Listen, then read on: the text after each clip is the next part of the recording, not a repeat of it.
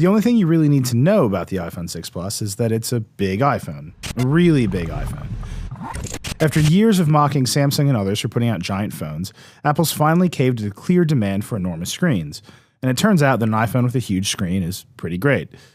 The iPhone 6 Plus is enormous. Although it's a similar size to the Galaxy Note 3, it feels bigger than the Samsung when you hold it. It's taller and thinner, and getting your hand all the way around it isn't easy. Between the size and the slippery curved aluminum edges, I prefer using it in Apple's leather case. This might be the first iPhone that's better in a case, actually. I'm not a big fan of the weird antenna lines and protruding camera lens in the back of the phone, and a case hides all those things nicely. Of course, the reason this thing is so big is the 5.5-inch 1920 by 1080 Retina HD display, which looks fantastic. It's the highest pixel density screen Apple's ever shipped on a phone, and it's definitely brighter and sharper than the previous Retina displays. It's not as super saturated as Samsung screens, but it looks far more accurate, especially when you're taking photos. Until apps are updated to support this bigger screen, you'll definitely see some fuzziness since the phone just makes everything about old apps bigger. Even the menu bar gets bigger, which makes it feel like you're using a phone for old people. Blown up apps look fine for the most part, but some get pretty fuzzy looking. Gmail is particularly bad. But I'd expect most software developers to update their apps relatively soon.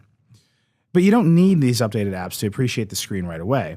It's just so big and gorgeous, and browsing the web and watching videos on it is a joy.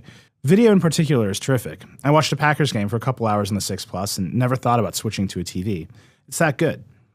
Of course, watching video on any big screen phone is great, so it's up to Apple to figure out how to take better advantage of this new size that's in between an iPhone and an iPad.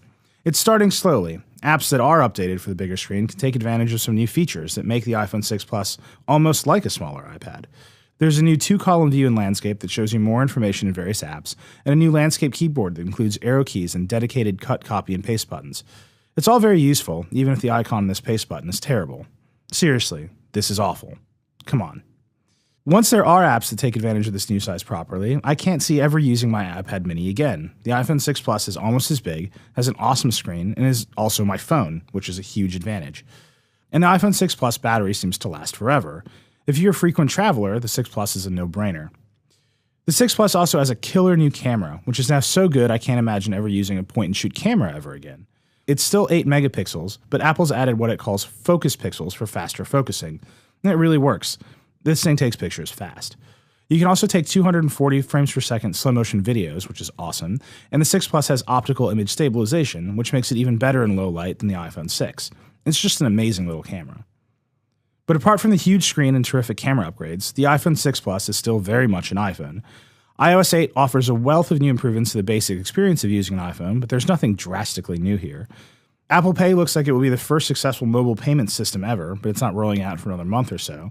And new features like Wi-Fi calling and voice over LTE might finally bring voice calling into the modern era, but the carriers have to support them first. So right now the iPhone 6 Plus is really just an iPhone with a huge screen. If that's what you're looking for, you should get one. You won't regret it. But eventually the iPhone 6 Plus has the potential to be much more. After being on the road for a few days, I found myself using it for everything. My laptop and my iPad remain safely tucked away in my bag. This is the future of phones, and it's a future Samsung and others have been chasing for a while. The iPhone 6 Plus might be late to the game, but it's off to a great start.